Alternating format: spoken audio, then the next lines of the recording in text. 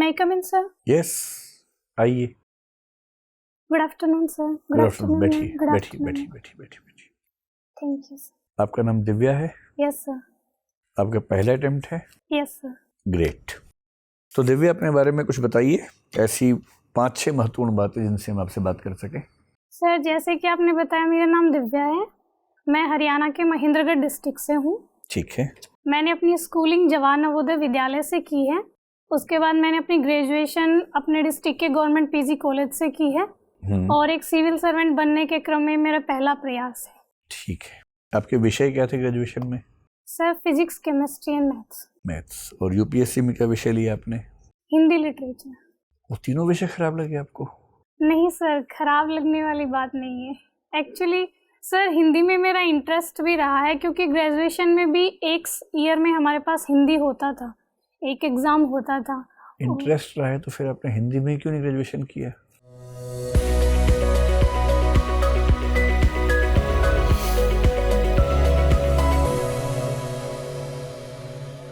Sir, वो 12th के बाद मेरे पास साइंस ही थी, तो उसके बाद। लेकिन सर, सिविल सर्वेंट्स बनने के लिए मैंने हिंदी इसलिए भी चुना है क्योंकि मैंने कुछ सीनियर से बात की और सर, मुझे सिलेबस देख के ये लगा कि शायद मैं अच्छे से कवर कर लूँगी और स्कोरिंग भी है, तो इस वजह से। अच्छा, तो ये प्रैग्मेटिक फैसला है, कॉस्ट बेनिफिट के बेस पे लिया हुआ। जी। ठीक है। और आपको कोई रुचि भी है? आपने बताया नहीं। हॉबीज में जी sir, Ghoomar dance, singing and sir talking with my mother. अच्छा, अपनी मदर से बात करना आपकी रुचि है। गुड। आजकल ऐसे बच्चे कहाँ होते हैं जो पेरेंट्स से बात करें, ये तो बड़ी अच्छी बात है। तो मम्मी से बात करके आपको ये नहीं लगता कि उनकी जनरेशन की बातें आपकी जनरेशन से काफ़ी अलग हैं? नहीं सर, मैं मम्मी से जब बात करती हूँ तो मेरा फोकस तो मुख्यतः उनकी हेल्थ को लेके होता है कि वो अपनी हेल्थ का ख्याल रखें, और मम्मी सिंगल पेरेंट है तो इस वजह से उनका स्ट्रेस दूर करना, और मुझे लगता है सर घर की बातें हम कर लेते हैं, ऐसा डिफरेंस। फिर ये रुचि है या जिम्मेदारी है? सर, दोनों चीज़ें, रुचि भी है और मैं अपनी जिम्मेदारी भी समझती हूँ कि उनका स्ट्रेस दूर करूँ। और आपका होम स्टेट हरियाणा है और आपने फर्स्ट प्रेफरेंस उसी को दी होगी? Yes sir. है ना? ठीक है। तो दिव्या, ये बताएं आपके नाम का मतलब क्या है और ये नाम आप पर कैसे सूट करता है? सर, मेरे नाम का मतलब है डिवाइन लस्टर और ब्रिलियंस। और सर, मुझे ऐसा लगता है कि मैंने अपनी स्कूलिंग में और उसके बाद अपने कॉलेज में और अपने जो भी प्रयास है अपने लक्ष्यों को प्राप्त करने में, ब्रिलियंस को हासिल करने की कोशिश की है। आप जो हिंदी साहित्य पढ़ती हैं उसके पाठ्यक्रम में भी एक उपन्यास है, उसका नाम भी दिव्या ही है। Yes sir. और उस उपन्यास में वो जो दिव्या है और जो उसका मित्र मारिश है, वो बार बार कहते हैं कि स्त्री का धर्म निर्वाण नहीं सृष्टि है। क्या मतलब है इस बात का और क्या आप इस बात से सहमत हैं आज के ज़माने में? सर, मारिश का इससे मतलब है कि नारी को प्रकृति ने जो सर कर्तव्य दिया है सृष्टि को आगे बढ़ाने में, उसको वहीं अपना के चलना चाहिए। और सर, जो निर्वाण का मार्ग है वो नारी के लिए श्रेष्ठ नहीं है। ठीक है। और सर, मुझे भी पर्सनली ऐसा ही लगता है कि सर, लेकिन जेंडर इक्वलिटी के साथ सर। जैसे हमारे देश में 2 महिला राजनेता इस समय ऐसी मैं सोच पा रहा हूँ जो बहुत योग्य हैं, उन्होंने बहुत महान काम किया पर विवाह नहीं किया, परिवार को आगे नहीं बढ़ाया। ममता जी हैं, मायावती जी हैं। क्या हम उनके योगदान को शून्य मान लें क्योंकि उन्होंने सृष्टि के रास्ते को आगे नहीं बढ़ाया? नहीं सर, ऐसा तो नहीं है सर। हर महिला की अपनी ये पर्सनल चॉइस है, और सर राजनीति के क्षेत्र में उन्होंने इतना अच्छा किया है, तो हम सिर्फ सृष्टि को आगे ले जाने के बेस पे कहीं किसी महिला का मूल्यांकन नहीं कर सकते। ठीक है। अब आप ये बताएं कि हरियाणा में आजकल बहुत सारे जो विवाद चल रहे हैं उनमें से एक विवाद तो चंडीगढ़ को लेकर है। सर। तो केंद्र सरकार का ये कहना है कि भाई जब सारी यूटीज़ में हमारे ऑफिसर्स हैं, जो एजी एमयूटी कैडर के ऑफिसर्स हैं वो हर जगह हैं, दिल्ली में हैं, मतलब गोवा में जो पहले की यूटी था वहाँ भी हैं, लक्षद्वीप में हैं, अंडमान निकोबार में हैं, अब जम्मू कश्मीर में भी हैं, लद्दाख में भी हैं। तो चंडीगढ़ को अलग से लाट साहब बनने का क्या मतलब है कि उस यूटी में ऑफिसर्स हरियाणा पंजाब कैडर के होंगे? क्यों होंगे? तो केंद्रीय गृह मंत्री कह रहे हैं कि अब से हम चंडीगढ़ में भी एजी एमयूटी कैडर के ऑफिसर नियुक्त करेंगे। पंजाब सरकार इस बात पे भड़की हुई है, हरियाणा सरकार भी उतना नहीं भड़क सकती क्योंकि सरकार उसी पार्टी की है, लेकिन वो भी नाराज़ बीच में दिखते हैं। आपकी राय में क्या होना चाहिए? चंडीगढ़ का जो एडमिनिस्ट्रेशन है कैसे चलना चाहिए? सर चंडीगढ़ एक यूटी है, तो ये केंद्र सरकार का दायित्व और उसके जुरिस्डिक्शन में आता है कि अगर वो चाहे तो सर जो आगमुट के कैडर है वो चंडीगढ़ में नियुक्त कर सकती है। लेकिन जिस टाइम समझौता हुआ सर, उस टाइम ये डिसाइड हुआ था कि चंडीगढ़ और पंजाब के ऑफिसर्स ही वहाँ काम करेंगे। तो अभी अगर सेंट्रल गवर्नमेंट ये चाहती है कि वहाँ पे आगमुट कैडर के ऑफिसर्स जाएं, तो सर ऐसा फैसला लेने में कोई मुझे बुराई नहीं लगती। हाँ, लेकिन आपको नहीं लगता कि फेडरलिज्म का सम्मान करते हुए इसमें राज्यों से भी संवाद होना चाहिए, एक तरफा फैसला नहीं होना चाहिए? हाँ सर, एक तरफ फैसला नहीं होना चाहिए इसमें। सर हरियाणा और पंजाब के राज्यों की भी सहमति ली जा सकती है, क्योंकि एक बार इनसे सहमति लिए बिना 3 बिल पास किए थे, फिर क्या हुआ था फिर देखा ही है 2 साल में। तो संवाद की प्रक्रिया रहे तो बेहतर ही होगा, है ना? ठीक है सर। आप दिव्या, आपने अपने डेफ में लिखा है कि आपने नेतृत्व और व्यक्तित्व विकास के कार्यक्रम में भागीदारी की और उसमें पुरस्कार जीता। Yes sir. Leadership and personality development. Yes sir. तो ये बताओ कि नेतृत्व का विकास कैसे किया जा सकता है? 2-3 तरीके बताएं। सर सबसे पहला तो मुझे लगता है जो लीडर होता है उसको अपने जो ग्रुप है उसके बारे में सर अच्छी जानकारी होनी चाहिए कि कैसे पॉलिसीज ले जानी, हमारा लक्ष्य क्या है। सबसे पहला ये है। दूसरा मुझे ऐसा लगता है सर, एक लीडर के पास परसुएशन पावर होनी चाहिए कि वो अपनी पॉलिसीज़ के बारे में जो आम लोग हैं उनको अच्छे से समझा सके। और तीसरा मुझे लगता है सर, नॉलेज और अवेयरनेस होनी चाहिए कि हमें जानकारी है कि कहाँ चीज़ें कैसे घटित हो रही हैं और सर मुद्दों के बारे में पता है। आपको लगता है कि नेतृत्व में त्याग की भावना भी होनी चाहिए? क्या वो एक आवश्यक गुण है? सर नेतृत्व में त्याग की भावना इसलिए होनी चाहिए क्योंकि कई बार सर लीडर्स को ऐसे फैसले लेने पड़ सकते हैं जहां उनके निजी जीवन और प्रोफेशनल जीवन में डायलेमा हो सर। तो इसलिए त्याग ज़रूरी है ताकि हम सर सर्वजन के हित में सोच सकें।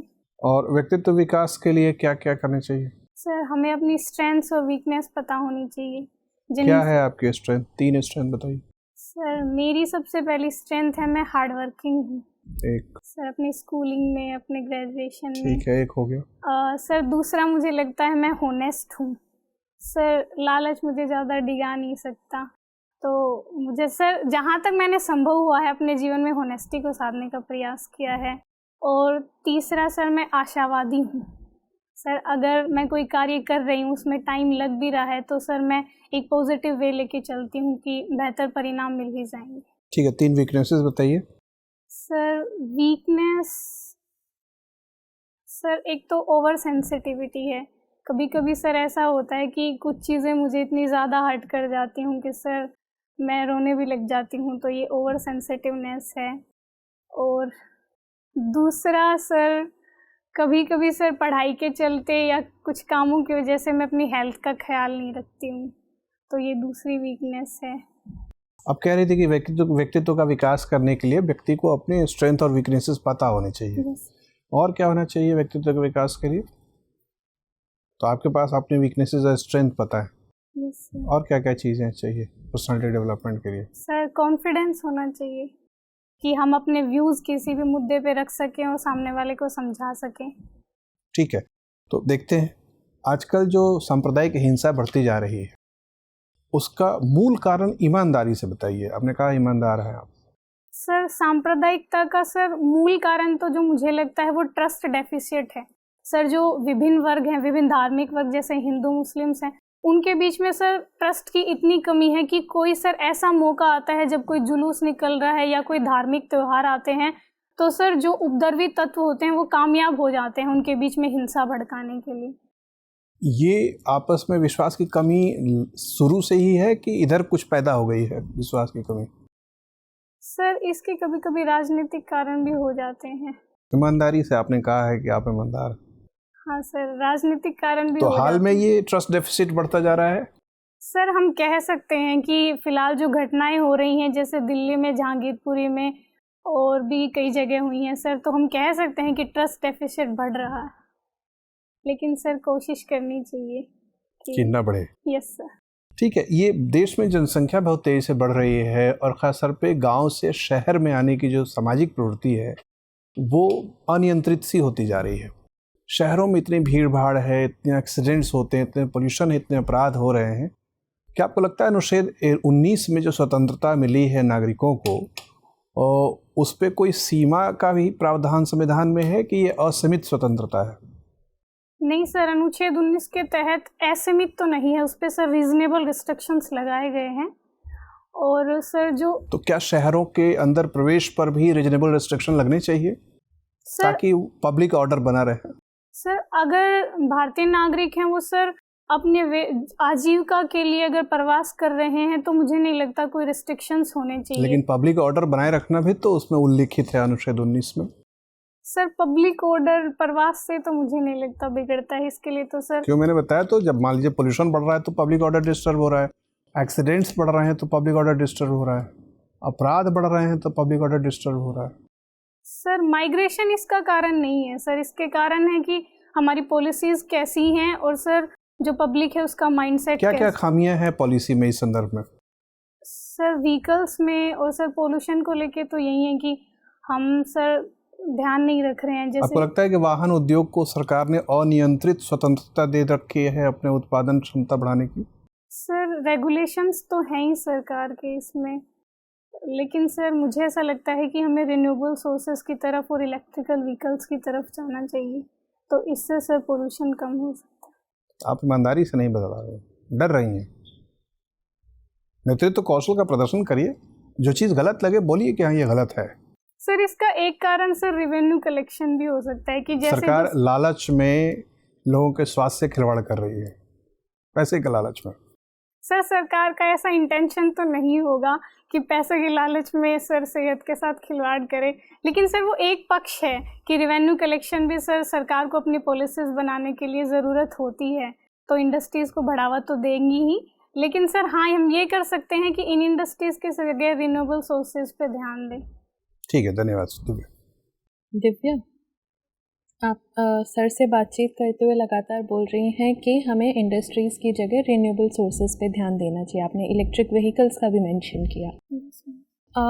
क्या ये मान सकते हैं कि अभी जो कन्वेंशनल व्हीकल्स हैं उससे अगर इलेक्ट्रिकल व्हीकल्स की तरफ जाएंगे तो प्रदूषण पूरी तरह समाप्त हो जाएगा? मैम पूरी तरह तो से तो नहीं कह सकते, लेकिन अभी के कंपैरिजन में मैम इलेक्ट्रिक व्हीकल्स एक बेटर ऑप्शन है। इलेक्ट्रिक व्हीकल्स किससे चलेंगे? मैम विद्युत से। विद्युत कैसे उत्पन्न होती है? लेकिन मैम वो इलेक्ट्रिक व्हीकल्स में हम हाइड्रोजन यूज़ कर सकते हैं।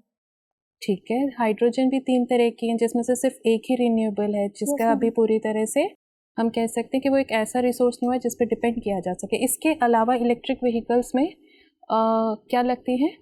बैटरीज। वो किससे बनती हैं? Ma'am lithium. और लिथियम एक तरीके का प्रदूषण का सोर्स नहीं होगा? उसका मैनेजमेंट, उसका डिस्पोजल, जो बैटरीज ख़राब हो गई हैं, हम सिर्फ एक एयर पोल्यूशन को हटाने के लिए और कितने तरीके की पोल्यूशन बढ़ा देंगे, वो भी एयर पोल्यूशन पॉइंट सोर्स से हटा के ओपन सोर्स से पॉइंट सोर्स पे शिफ्ट कर देंगे। तो आपको लगता है कि सच में आप प्रदूषण की तरफ संवेदनशील हैं? मैम जो लिथियम की प्रॉब्लम है उसके लिए तो मैम डिस्पोजल और मैनेजमेंट हम टेक्नोलॉजी के हिसाब से कर सकते हैं। इस टाइम जो ई वेस्ट रूल्स हैं, आप मुझे बता सकते हैं कि उसमें डिस्पोजल के क्या प्रावधान है? सबसे पहला तो मैम जो प्रोड्यूसर है उसकी रिस्पॉन्सिबिलिटी होगी, और जो हमारा ये पूरा सेक्टर है जो वेस्ट मैनेज करता है वो अनऑर्गेनाइज्ड है। तो कैसे प्रोड्यूसर तक पहुंचेगा? Sorry ma'am. घबराइए मत, थोड़ा सोचिए। मैम इसके लिए सेक्टर को ऑर्गेनाइज किया जा सकता है। पूरे सेक्टर को ऑर्गेनाइज कर पाएंगे? मैम जहाँ तक हो सकता है।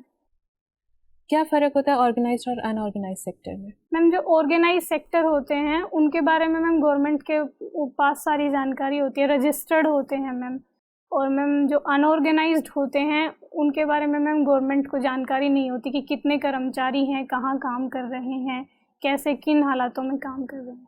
चलिए ठीक है, ये बताइए आपने ई कॉमर्स वेबसाइट्स यूज़ किए हैं? अमेज़ॉन, फ्लिपकार्ट, मिंत्रा।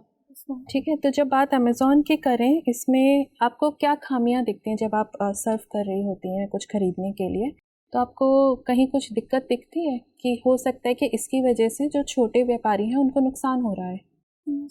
क्या क्या दिक्कतें दिखती हैं? मैम सबसे पहली तो ये है कि हम एक बार जो चीज़ सर्च कर लेते हैं, बार बार हमें उसी के एड्स देखने पड़ते हैं। ठीक है। और मैम दूसरा, ई कॉमर्स कंपनीज हैं, उनका ज़्यादा बड़ा नेटवर्क है, तो इससे जो रिटेल शॉपकीपर्स होते हैं उनको नुकसान होता है। मैं सिर्फ उस टाइम जब आप सर्व कर रही हैं उस वक्त आपको जो दिक्कतें सामने लग रही हैं कि हाँ इस वजह से छोटे व्यापारियों को नुकसान हो रहा होगा, वो बताइए। छोटे व्यापारी भी सपोज करिए अमेज़ॉन पे हैं, आप बताइए क्या दिक्कत है? मैम जो फ्लिपकार्ट्स वगैरह होते हैं उन पे मैम प्राइस कम होते हैं, तो छोटे व्यापारी को भी मिलेगी, उसका जो भी मार्जिन बचेगा उसको मिलेगा, उसका प्रोडक्ट है वेबसाइट पे। ये खबरों में है काफ़ी, मैं इसलिए पूछ रही हूँ। सॉरी मैम, नहीं आई थी। अच्छा चलिए ठीक है, कोई बात नहीं। ये बताइए भारत का प्रोजेक्ट 75 क्या है? सबमरीन्स को लेके है प्रोजेक्ट 75। और बताइए उसमें। मैम जो स्कॉर्पिन सबमरीन्स हैं उनको इंडिजिनियस तरीके से बनाना है। इसमें 6 सबमरीन्स हैं, जैसे मैम वागीर है, वगशीर है और मैम और भी हैं 6। कितनी बन चुकी है, क्या स्टेटस है लेटेस्ट? मैम 5 बन गई है, 6ठी भी बन गई है, आज ही कमीशन हुई है। ठीक है। और 75 आई क्या है? Sorry ma'am. चलिए कोई बात नहीं। ये बताइए कि यूएनएससी को लेके पिछले कुछ वक्त में अगर आप देखें भारत के जो कदम रहे हैं अपने इंटरनेशनल अफेयर्स में या जियोपॉलिटिक्स में, तो वो सारे कदम भारत की दावेदारी को यूएनएससी में मजबूत करते हैं कि कमज़ोर करते हैं? हम परमानेंट सीट के लिए काफ़ी सालों से कोशिश कर रहे हैं सिक्योरिटी काउंसिल में, तो पिछले कुछ कदम 2-3 महीने में जो रहे हैं उससे हम और मजबूती से अपना दावा पेश कर पाएंगे कि हमारे दावेदारी कुछ कमज़ोर पड़ गई है? मैम यूएनएससी में हमारी दावेदारी जो पिछले हमारे जो कदम हैं उनसे मैम बढ़ ही रही है, क्योंकि मैम इकोनॉमिक सेक्टर पे भी हम उभर रहे हैं। जैसे वीट्स का मैम, अभी जैसे रशिया यूक्रेन वॉर है उस वजह से वीट का एक्सपोर्ट करने में भारत की जो मैम ताकत है। और मैम दूसरा, जैसे रशिया और यूक्रेन वार हुआ है उसके बावजूद भारत की जो न्यूट्रलिटी है उसको लेके ऐसा लगता है कि देखिए यूक्रेन की तरफ से काफ़ी बार संकेत आया कि भारत को इसके बीच कुछ बोलना चाहिए रशिया को, क्योंकि रशिया सिर्फ भारत की सुनेगा, ऐसा लगातार खबरों में बना रहा। लेकिन भारत ने हर मौके पे कुछ नहीं कहा, जितने भी रेजोल्यूशंस आए उनसे एब्सटेन किया। अगर भारत चाहता, जैसा कि बाकी दुनिया मान रही थी कि अगर भारत चाहता तो शायद ये युद्ध रुक जाता, आपको लगता है अभी भी भारत की दावेदारी मजबूत है यूएनएससी के लिए? मैम इंडिया की पॉलिसी है कि हर डेमोक्रेटिक कंट्री की सोवरेनिटी का रेस्पेक्ट होना चाहिए, लेकिन इंटरनेशनल के सोवरेनिटी मैम इंटरनेशनल रिलेशंस में हमारे जो नेशनल इंटरेस्ट हैं वो सर्वोपरि होते हैं। तो मैम भारत के रशिया के साथ इतने अच्छे संबंध हैं, और मैम रशिया के अपने जो सिक्योरिटी कंसर्न हैं उनको लेके यूएनएससी में बात हो सकती है। आपके अगर कोई दोस्त हो और वो किसी और छोटे अपने से कमज़ोर इंसान को बुली कर रही हो, रैगिंग कर रही हो, तो आप क्या सिर्फ इस आधार पे उसे कुछ नहीं कहेंगे कि वो आपकी बहुत अच्छी दोस्त है? नहीं मैम, भारत ने लगातार डिप्लोमेसी और डायलॉग से कोशिश की है। चलिए ठीक है दिव्या, धन्यवाद। दिव्या आप हरियाणा से आती हैं। सेक्स रेशियो क्या है हरियाणा में? मैम 879। 879। और तय क्या किया गया है? सॉरी मैम, आपको नहीं पता है? हरियाणा से इतने सारे फेमस पर्सनालिटीज़ आती हैं, बहुत सारी महिलाओं ने खेल के क्षेत्र में नाम कमाया है, अन्य क्षेत्रों में भी नाम कमाया है, फिर भी क्या कारण है कि वहाँ पे सेक्स रेशियो इम्प्रूव नहीं हो पा रहा है? मैम सबसे पहला तो मैम हरियाणा को मैम जो हरित क्रांति हुई है उसकी वजह से एग्रीकल्चर में डोमिनेंट हो गई है इकोनॉमी, और किसी भी क्षेत्र की इकोनॉमी अगर मेल डोमिनेटेड है तो वहाँ पे मैम बॉयज़ को प्रीफर करने का ज़्यादा चलन देखा जाता है। और सर मैम दूसरा जो सेक्स सेलेक्टिव अबॉर्शन है हरियाणा में, जैसे मैम हरियाणा डेवलप्ड स्टेट है तो ट्रांसपोर्ट फैसिलिटीज़, मेडिकल फैसिलिटीज़ इतने बड़े लेवल पे उपलब्ध थी कि सेक्स सेलेक्टिव अबॉर्शन बहुत ज़्यादा हो गई। उसके बाद से मैम अब गवर्नमेंट ने ऐसी पॉलिसी चलाई है कि ये सब ना हो पाए, और अभी तो मैम सेक्स रेशियो बढ़ रहा है। घूमर करना आपको पसंद है? क्या है घूमर? मैम राजस्थान का फोक डांस। कैसे होता है? कहाँ से इसका ओरिजिन है? कहाँ से प्रारंभ हुआ? मैम घूमर बेसिकली मैम जो भील ट्राइब है वो अपनी गॉडेस सरस्वती के लिए करती थी। उसके बाद जब राजपूताना से उनका मेल जोल हुआ तो मैम राजपूतों के कल्चर में आ गया। घूमर डांस। आपने कोई ट्रेनिंग ली है या शौकिया आप? नहीं मैम, घर पे कैसे घर पे। अच्छा, आप कुछ फेमस लोगों के नाम बता सकती हैं जो इस डांस के लिए फेमस हो? मैम एक है महारानी गोवर्धन कुमारी, उन्होंने एकेडमी भी खोली हुई है मैम घूमर के लिए। अच्छा, और सिंगिंग की आपने कोई ट्रेनिंग ली है या सिंगिंग भी आप शौकिया करती हैं? अच्छा, किस तरीके के गाने सुनती हैं आप? मैम हिंदी गाने जो भी नहीं, पुराने नए? नहीं मैम, पुराने भी सुन लेती हूँ, नहीं जो भी अच्छे लग जाए। हाँ मैम। तो दिव्या, आपको गाने सुनना पसंद है और आप हिंदी साहित्य की भी विद्यार्थी हैं, ठीक है। आप मुझे कोई 5 सॉन्ग्स के नाम बता सकती हैं जो जिंदगी पे लिखे गए हों? मैम एक तो लता मंगेशकर जी का है, जिंदगी हर कदम एक नई जंग है। और मैम एक है, जिंदगी एक सफर है सुहाना, यहाँ कल क्या हो किसने जाना। एक मैम अभी हाल में आया था, लव यू जिंदगी। हाँ, बस मैम वो रिकॉल नहीं कर पा रही। अच्छा, कोई बात नहीं। हरियाणा से अभी तक जो खेल के क्षेत्र में जिन महिलाओं ने नाम कमाया है, उनमें आपको कौन सबसे ज्यादा पसंद है? साक्षी मलिक। साक्षी मलिक, क्यों? मैम क्योंकि उन्होंने कम एज में इतना अच्छा कम एज में अच्छा परफॉर्म किया था, इसलिए। ठीक है। और वैसे ब्यूरोक्रेसी में आपके कोई रोल मॉडल है जो सिविल सर्वेंट्स हुए अब तक, महिला पुरुष कोई भी, उसमें आपके कोई रोल मॉडल है? मैम टीना डाबी। टीना डाबी, क्यों? मैम रीजन एक तो यही है कि पहले अटेम्प्ट में उन्होंने इतना पहला रैंक लिया। अच्छा, इस वजह से। ठीक है। आप नवोदय विद्यालय में पढ़ी हैं, नवोदय विद्यालय की अवधारणा क्या है? मैम इसमें जो रूरल बैकग्राउंड के बच्चे होते हैं जो टैलेंटेड हैं, उनके लिए मैम एक रेजिडेंशियल स्कूल बनाया जाता है, ताकि वो मैम अपनी सामाजिक आर्थिक पृष्ठभूमि के बिना मैम ज़्यादा अच्छा अपनी पर्सनैलिटी डेवलपमेंट कर सके और क्वालिटी एजुकेशन मिल सके। कब प्रारंभ हुए थे नवोदय विद्यालय? 1986 में। ठीक है। आप बताइए कि कहा जाता है कि साहित्य समाज का दर्पण है। आज के समय में जो साहित्य लिखा जा रहा है, उसको देख के आपको लगता है कि वो समाज की जो दशाएं हैं उनको वास्तविक स्थिति में पेश कर पा रहा है हमारे सामने? मैम साहित्य लगातार मैम कोशिश करता है कि अपने समाज को प्रतिबिंबित करे और दर्पण की तरह काम करे। कुछ ऐसी कमियां हो सकती हैं, जैसे मैम अभी साहित्य में मैम कमर्शियलाइजेशन हो गया है, इस वजह से कुछ कमियां दिखाई पड़ रही हैं। लेकिन ऐसा नहीं है कि साहित्य में कुछ कमी आई है। जैसे मैम निर्मला पुतुल जी हैं, आदिवासी ट्राइबल्स जो महिलाएं हैं उनके ऊपर लिखती हैं, और ऐसी भी कई महिलाएं और साहित्यकार हैं जिन्होंने लगातार अच्छा किया है भ्रष्टाचार को। जैसे मैम प्रभात रंजन जी का है। तो मुझे ऐसा लगता है मैम साहित्य अभी भी दर्पण की तरह काम कर रहा है। अच्छा, आप क्योंकि नेतृत्व पे काफ़ी सारी बात की गई आपसे, लीडरशिप पे, आप जो आपको अच्छे लगते हो लीडर से मेरा आशय पॉलिटिकल लीडर से नहीं है, सिर्फ पॉलिटिकल लीडर से नहीं है, पॉलिटिकल फील्ड में, सामाजिक क्षेत्र में, बिजनेस के क्षेत्र में कुछ ऐसे लोग जिन्होंने बहुत अच्छी तरह से लीड किया हो, ऐसे कि नहीं 4-5 लोगों के नाम बता सकती हैं?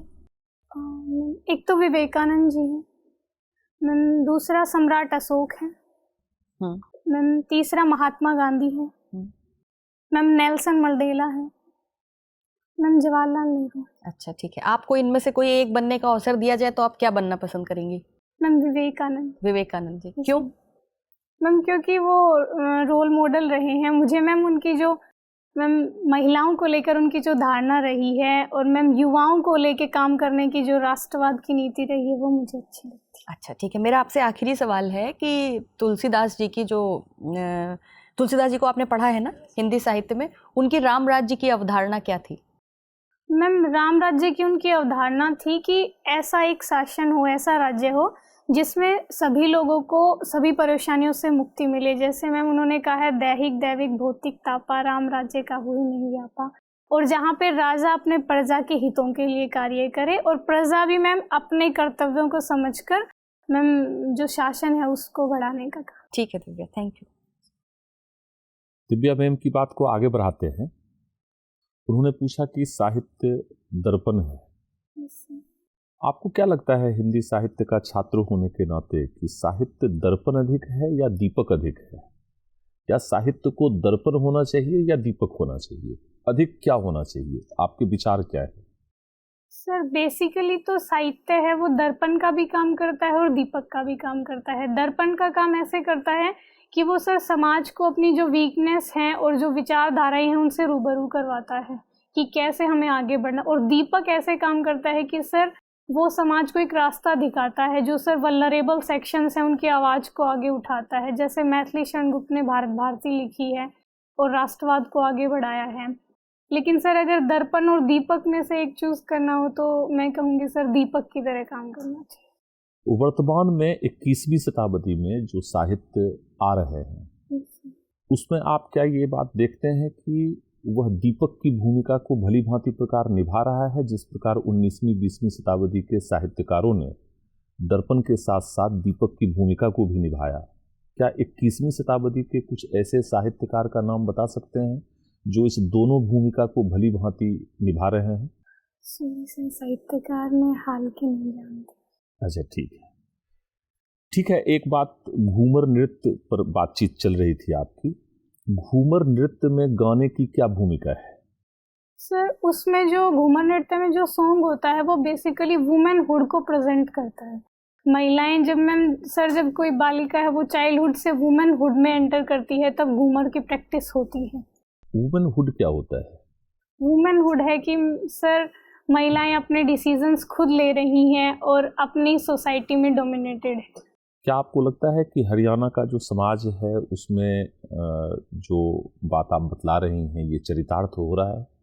सर हरियाणा का ऐसा इतिहास रहा है कि वहाँ पे सेक्स रेशियो इतना कम है, लिटरेसी रेट इतना कम है महिलाओं का, लेकिन अभी गवर्नमेंट भी और सर वहाँ की जनता है वहाँ सब कोशिश कर रहे हैं कि सर लगातार महिलाओं को आगे बढ़ने का मौका मिले।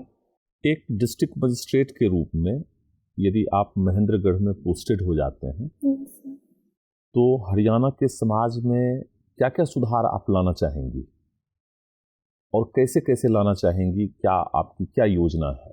सर सबसे पहला तो जो मेरा फोकस रहेगा वो सर महिलाओं पर ही रहेगा, वुमेन एम्पावरमेंट पे सर। इसके लिए सर मैं कोशिश करूँगी कि ग्राउंड लेवल से काम किया जाए। जैसे अगर अब भी कहीं पे ऐसा है कि सेक्स सेलेक्टिव अबॉर्शन हो रहे हैं तो मैं कोशिश करूँगी पंचायती राज इंस्टीट्यूशंस को इंक्लूड करके और जो इन्फॉर्मर्स हैं उनका विजिलेंस सेल बनाऊं और सर अगर जो ऐसी इन्फॉर्मेशन देते हैं उनको सर इंसेंटिव्स मिले। और सर एजुकेशन के लिए मैं चाहूँगी कि सर जो ग्रामीण क्षेत्र में महिलाओं हैं उनके लिए सर उनके गांव में स्कूल सुनिश्चित किए जाएं और सर साइंस भी, इकोनॉमिक्स भी और आर्ट्स भी सर सभी विषय उपलब्ध कराए जाएं। और तीसरा सर मैं कोशिश करना चाहूँगी माइंडसेट पे, जो पैट्रियार्कल माइंडसेट है हमारे हरियाणा में उसमें चेंज लाया जाए। इसके लिए सर सबसे ज़रूरी है कि ऐसे रोल मॉडल इस्टेब्लिश किए जाएं सर महिलाओं के, ताकि सर पेरेंट्स को भी मोटिवेशन मिले कि हमारी लड़कियों को आगे बढ़ाना है, वो भी हमारी इकोनॉमी में सर योगदान दे सकती है। ठीक है, बहुत अच्छा। एक प्रश्न मैं ये पूछना चाहूँगा कि आप महेंद्रगढ़ से हैं, ये महेंद्रगढ़ का किला किसने बनाया था? सर 18वीं सेंचुरी में बनाया था तात्या टोपे ने। तात्या टोपे का वास्तविक नाम क्या था? सॉरी सर, ये तो मुझे नहीं पता। 12th की एनसीईआरटी आपने पढ़ी होगी, पुरानी वाली एनसीईआरटी, उसमें तात्या टोपे का पिक्चर दिया हुआ है और पिक्चर के ठीक नीचे उसका वास्तविक नाम भी दिया हुआ है। सर मैंने पढ़ा है लेकिन मैं भी रिकॉल नहीं कर पा रही। ठीक है। अभी हाल फिलहाल में मौद्रिक नीति आई थी कुछ दिन पहले, आपने पढ़ी उसको? Yes sir. तो मौद्रिक नीति में एक तो MCLR में परिवर्तन हुआ है, ये क्या है MCLR? सर MCLR एक सर मानक होता है जिसमें कोई भी बैंक जब अपने ऋण देता है तो सर मिनिमम LCR रेट पे दिया जाता है। तो ये MCLR और BLR दोनों में क्या अंतर है? सर सर मैं गैस कर रही हूँ, मुझे श्योर नहीं है। सर बेसिक लैंडिंग रेट तो वो होता है जो कोई भी बैंक है वो अपने सबसे बेस्ट कस्टमर को दे सकता है उस रेट पे। और सर MCLR अभी ये कॉन्सेप्ट चल रहा है या इसको समाप्त कर दिया गया? सर अभी तो MCLR पे दिया जाता है। ये कब से चल रहा है MCLR? कब इंट्रोड्यूस किया गया था? सॉरी सर, मुझे। अच्छा, ठीक है। मतलब BLR के कॉन्सेप्ट को क्यों समाप्त किया गया, उसकी जगह पर MCLR क्यों आया? सर बेसिक लैंड रेट की जगह MCLR इसलिए लाया गया था ताकि उसमें सर जो एम्प्लॉयज़ के खर्चे हैं उनको भी इंक्लूड किया जाए और सर जो बैंक का प्रॉफिट है उसको भी बढ़ाया जाए। मतलब सिर्फ गेस कर रही हैं या वास्तव में कुछ पता है इसके विषय में? सर पढ़ा है मैंने, लेकिन ठीक है सर। दिव्या ये बताओ कि PNDT एक्ट क्या था और उसे चेंज करके PC-PNDT एक्ट क्यों बनाया गया था और इसमें हरियाणा की क्या भूमिका है? सर एग्जैक्ट तो नहीं पता है। अभी आपने जवाब दिया था, आपने खुद जिक्र किया, एक्ट का नाम नहीं बोला बस। हाँ सर, मुझे पता है सर, प्री कंसेप्शन के लिए हाँ, वो सर पीएनडीटी में ये था कि जो सर क्या है इसकी फुल फॉर्म क्या है? Sir PC PNDT. किसी की भी बता दीजिए पीएनडीटी की, क्योंकि पीसी में तो सिर्फ पीसी जोड़ा है, वो आपने बता दिया प्री कंसेप्शन। सर याद नहीं कोई बात नहीं, बताइए इसमें था क्या? सर इसमें ये था कि सर किसी भी गर्भवती महिला के सर गर्भ के सर लिंग के बारे में नहीं बताया जाएगा। तो ये पीएनडीटी एक्ट में था। Yes sir. ठीक है, इसमें था कि जन्म से पहले बच्चे का लिंग निर्धारित नहीं किया जाएगा। फिर ऐसा कुछ हुआ कि एक्ट चेंज करके पीसी पीएनडीटी करना पड़ा, प्री कंसेप्शन एंड जो पीएनडीटी है वो करना पड़ा। क्या वजह थी? इसकी वजह हरियाणा पंजाब में ही नहीं थे सर, लगातार सेक्स रेशो कम हुआ। नहीं तो प्री कंसेप्शन का मतलब क्या है इसमें? अच्छा, एमटीपी एक्ट क्या है और ये कब आया था? सर मेरे को डेवलप्ड राज्यों में जो महिला या मादा भ्रूण है उसकी हत्याएं ज़्यादा होती हैं। ओडिशा जैसे राज्यों में जहाँ डेवलपमेंट उतना नहीं है, या झारखंड में, वहाँ मादा भ्रूण की हत्याएं कम होती हैं। क्या ये मान सकते हैं कि डेवलपमेंट और महिला समाज के बीच में विरोध का संबंध है? सर ऐसा तो नहीं कह सकते कि डेवलपमेंट और महिला विरोध के बीच में संबंध है, क्योंकि सर जो डेवलप्ड कंट्रीज होती हैं जैसे नॉर्वे, स्वीडन, फिनलैंड, उनमें महिलाओं की बहुत अच्छी स्थिति है। तो 3 ऐसी तकनीकें बताइए जिनके विकास से महिलाओं को फायदा हुआ हो, और 3 ऐसी तकनीकें जिनके विकास से महिलाओं को नुकसान हुआ हो। सर महिलाओं को नुकसान तो एक सर इसी से हुआ है, जैसे हम प्री कंसेप्शन कर सकते हैं, अल्ट्रासाउंड की मशीन जैसे हाँ मान सर, लेते हैं। हाँ सर, इनसे महिलाओं को नुकसान हुआ। और सॉरी सर। अच्छा, फायदा बताइए। ऐसी 2-3 तकनीकें जिनसे महिलाओं की जिंदगी बहुत आसान हो गई। सर एक तो रेफ्रिजरेटर, ठीक है, बहुत बढ़िया, रेफ्रिजरेटर। और दूसरा वॉशिंग मशीन। हाँ, बहुत सुंदर। और बताएं। और सर कुकिंग गैस। हाँ, वेरी गुड। तो ये आपके गांव में ये सब चीज़ें पहुंच गई हैं? Yes sir. पहुंच चुकी हैं।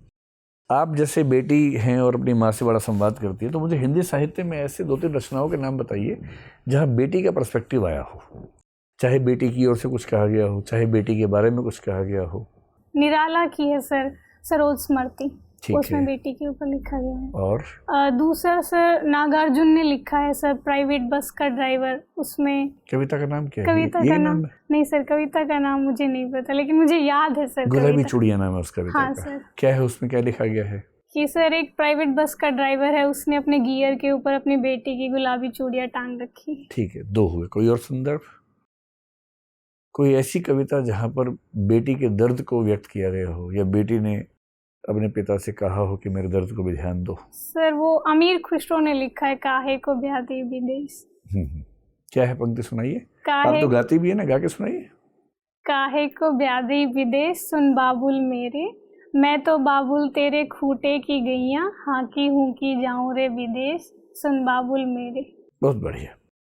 अब ये बताइए, जैसे मान लीजिए जब आप सफल हो जाएंगी, आईएएस बन जाएंगी, तो लोग आपको ना भगवान की तरह पूजेंगे आपके गांव में, और वहाँ बहुत सारी बच्चियाँ आपके पास आएंगी कि दीदी हम कैसे जीवन जिएं, क्या करें जीवन में।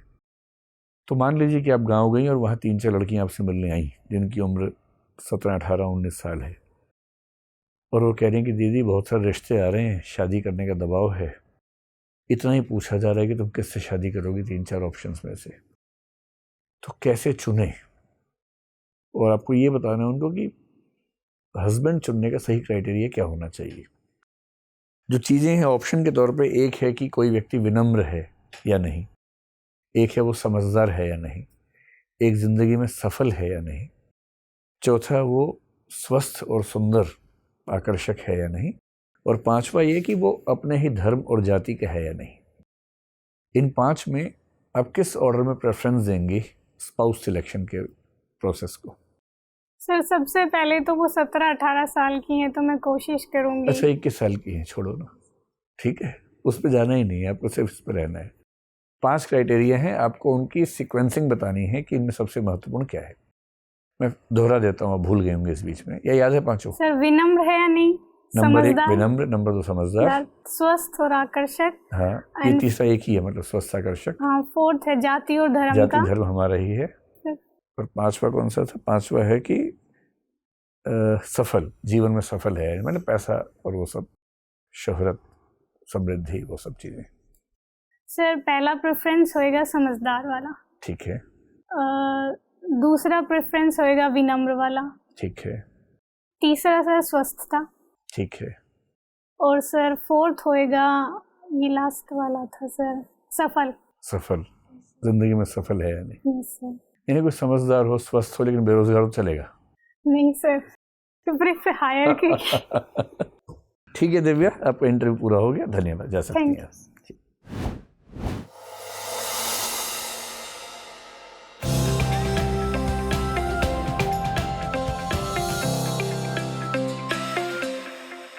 आइए बैठिए।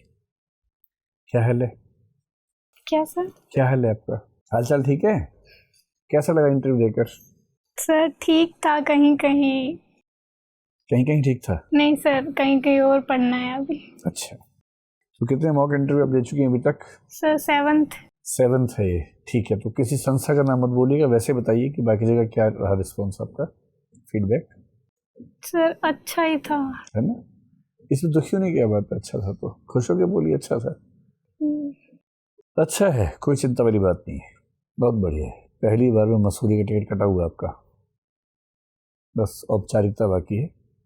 ठीक है, देखो आपकी एंट्री बहुत अच्छी है, ड्रेस जनरली बहुत अच्छी है, लेकिन अभी मैडम ने बताया कि आपने जो सैंडल पहना वो शायद ठीक नहीं है।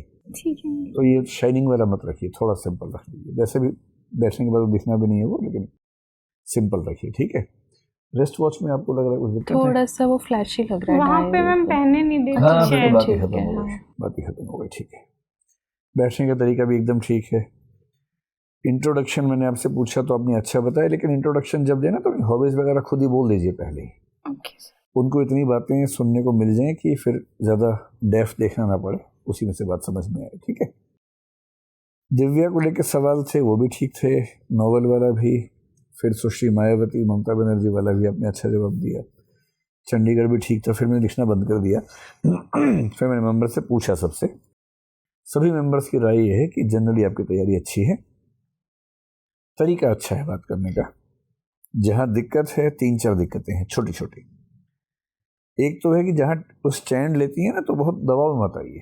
जैसे हरियाणा के मामले में स्टैंड लीजिए कि हाँ हमारे राज्य में महिला के मामले में तरक्की हो रही है, काफ़ी तेज़ तरक्की हो रही है, और जो लेटेस्ट फैक्ट्स हैं वो कोट कीजिए वहाँ। और जो स्टैंड लिए दबाव में आने की ज़रूरत नहीं है, आपके स्टैंड आमतौर पर बड़े अच्छे हैं, रीजनेबल हैं, रैशनल हैं, कहीं कोई दिक्कत नहीं है। दूसरा, करंट अफेयर्स, विशेष रूप से हरियाणा के बारे में जो डेटा है लेटेस्ट, वो टिप्स पे होना चाहिए एकदम। उसमें ये नहीं कहना सर हाँ आया था सर अभी देखा नहीं, टिप्स पे एकदम ऐसे, ठीक है। और एक जनरल रिवीजन अगर टाइम है, कब है इंटरव्यू आपका यूपीएससी में? 27 को है ना, 5 दिन है। तो अगर समय मिले तो एक बार तेजी से जो करंट अफेयर साइंस टेक वगैरह के भी है ना, वो सब देख लीजिए। इसलिए नहीं कि वो पूछेंगे, कई बार पता होने से आप किसी प्रश्न के सुझावों में कुछ अच्छे पॉइंट्स जोड़ पाएंगे। इस पॉइंट ऑफ व्यू से अच्छी बातें ज़्यादा हैं। अच्छी बातें जो हैं, सबसे पहले ये है कि आपके पास लगभग हर सवाल का जवाब है। कई बच्चे चुप हो जाते हैं बीच बीच में, आप बोल रही हैं, ये बहुत अच्छी बात है। दूसरी अच्छी बात है कि आपकी आवाज़ अच्छे से सुनाई दे रही है। कई बच्चे ना बहुत लो बोलते हैं, उनको बोलना पड़ता है बार बार, थोड़ा तेज़ बोलो, ऊंचा बोलो, नहीं समझ में आ रहा। आपकी आवाज़ एकदम मतलब ऑडिबल है और हम सुन पा रहे हैं बढ़िया से, अच्छे से आ रही है आवाज़। सबसे बड़ा फ़ायदा है कि आपकी उम्र बहुत कम है, फर्स्ट अटेम्प्ट है। जब पहला अटेम्प्ट होता है, उम्र कम हो किसी बच्चे की, तो मेंबर्स को पहले से एक पॉजिटिव फीलिंग रहती है कि इस बच्चे ने पहली बार में यहाँ तक एंट्री की है तो उसको सफल होना चाहिए। तो ये बेनिफिट तो है ही। एनालिसिस आपका अच्छा है, 10 में से 7 प्रश्नों में ऐसा दिख रहा है कि आपने ठीक एनालिसिस किया हुआ, तैयारी की हुई है। एक जगह रैंडम आता है तो भी आपकी स्किल्स ठीक है एनालिसिस की। जैसे मैंने लास्ट में एक सवाल पूछा था ना, विनम्रता, समझदारी, तो स्किल्स आपकी ठीक है वहाँ भी, और वेल प्रिपेयर्ड आप हैं। ऑनेस्ट डिफेंस है, सॉरी आपने कम से कम 15 बार बोला होगा, पर आपका सॉरी चुभता नहीं है। 10-12 बार तो हम सबसे बुलवाते हैं सॉरी, ऐसा नहीं कि आपने ज़्यादा बोल दिया, सब बोलते हैं, पर किसी किसी को सॉरी बोलते हुए लगता है कि रो ही पड़ेगा। आपका सॉरी बड़ा ईमानदार सा है, और मतलब आपको सॉरी में भी 2 नंबर एक्स्ट्रा ही मिल रहे हैं, कम नहीं हो रहे नंबर उससे, कहने का भाव ये है। तो सॉरी आप ठीक बोल रही हैं, वैसे ही बोलिए। और एक खास बात है कि थोड़ी सी रॉनेस जिसको बोलते हैं ना, कि आप एक ग्रामीण क्षेत्र से आई हैं, तो वो दिख रहा है भाषा से, जो कि अच्छी बात है। उच्चारण में मुझे नहीं पता कि इतने कम टाइम में आप कर पाएंगे या नहीं, पर मैं आपको कुछ संकेत कर रहा हूँ इस सेंस में कि अगर आप कुछ करना चाहें तो कर लें, ना कर पाएं तो तनाव मत लीजिएगा। जो एक ट्रेंड है वो ये है कि आप ज को ज बोलती हैं कई जगह, ठीक है। जैसे जंग शब्द है, आपने जंग बोला उसको, एज को एज बोला, बावजूद को बावजूद बोला, जानकारी को जानकारी, निजी को निजी, प्रजा को प्रजा। अच्छी बात है कि आपको ज और ज दोनों बोलने आते हैं। कहीं कहीं आप कंफ्यूज हैं कि ये ज होगा कि ज होगा, है ना। तो एक बार ऐसे 20-25 शब्दों की लिस्ट बना लीजिए, 2 बार बोलने का अभ्यास कर लीजिए, ध्यान रहेगा तो अच्छी बात है, गलती हो जाए तो चिंता मत कीजिएगा। एक शब्द है ऑनेस्ट, HONEST, आप उसको हॉनेस्ट बोलती हैं। अगर आपकी आदत में है तो बोल लीजिए, कोई दिक्कत नहीं है, क्योंकि इससे भी पता लगता है कि आप बहुत लंबे समय शहर में रह के नहीं आए हैं। गांव का जो गांवपन है वो बना हुआ है, बचा हुआ है, उसकी वैल्यू है। लेकिन ऑनेस्ट बोल सकती हैं तो ऑनेस्ट बोल लीजिए उसको। स श में आप सब जगह ठीक बोलती हैं, एक जगह आपने अशोक को अशोक बोल दिया, तो ऐसा तो है नहीं कि आप स और श में अंतर नहीं कर पा रही हैं, आपको आता है करना, तो अशोक को अशोक कर लीजिएगा हो पाए तो। एक जगह आप दबाव में थी, आपने कहा बहुत सारे कदम उठाए गए हैं, है ना, ऐसा हो जाता है। ये केवल इसलिए बता रहा हूँ कि पहले से दिमाग में रहेगा तो शायद आप वहाँ इसको पहले ही भाप जाएंगे और ऐसी गलती नहीं करेंगे। इन गलतियों से आपका नंबर कट नहीं रहा है, लेकिन हाँ, ये ना हो तो शायद थोड़ा सा और अच्छा होगा। कितने अंक मिलने पे आप IAS बन जाएंगे इस बार? सर मेंस तो अच्छा हुआ है। अच्छा है, बहुत अच्छा, बहुत अच्छा। खतरनाक, आग लगा दी मतलब आपने? सर ऑप्शनल में लगा दी। आग लगा दी ऑप्शनल में? कितने नंबर आ जाएंगे? सर कुछ गलत नहीं हुआ है, और अरे बाप रे एक बाप। व्याख्या तो सर मैंने सर वो अच्छे से पता नहीं था तो घुलमुल करा है। कोई बात नहीं। अगर 300 के आसपास ऑप्शनल में आ जाए, GS भी ठीक हुआ है सर, इथिक्स अच्छा हुआ है बहुत, और ऐसे भी बहुत अच्छा हुआ तो है। मैं ये मान के चल सकता हूँ कि अगर आपको 180-185 आ गए तो IAS का चांस बन सकता है। आपकी आज की परफॉर्मेंस के बेस पे हमारा अनुमान, संयुक्त अनुमान ये है कि आप 185 प्लस हैं, चिंता वाली बात नहीं। अभी मिठाई शुरू मत कर दें खाना, नहीं सर, UPSC का भरोसा नहीं होता अभी एकदम, है ना। अच्छे से तैयारी करो, 5 दिन रिवाइज करो, इंटरव्यू दो, जब कुछ बढ़िया हो जाए तो मिठाई खिला देना हम लोगों को, ओके सर, ठीक है। All the best. Thank you.